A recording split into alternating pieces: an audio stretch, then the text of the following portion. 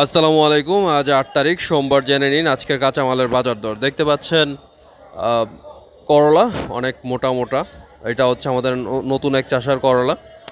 হাল তোলা দিছে, দেখতে পাচ্ছেন অনেক মোটা। আজকে করলার বাজার দর হচ্ছে ৫৫ টাকা করে প্রতি কেজি। করলা মাত্র ৫৫ টাকা করে। তারপরে দেখতে পাচ্ছেন এখানে আছে আম, পটল। পটলের দাম আজকে আবার কমে গেছে, আজকে ২০ টাকা করে প্রতি কেজি পটল। দেখতে পাচ্ছেন পটল।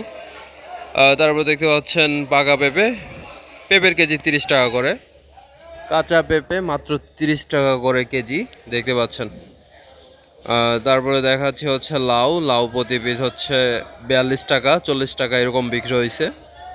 এই হচ্ছে লাউ, একদম কচি ফ্রেশ।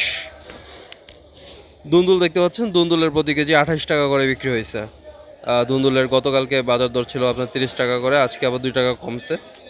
২৮ টাকা করে প্রতি কেজি পাইকারি।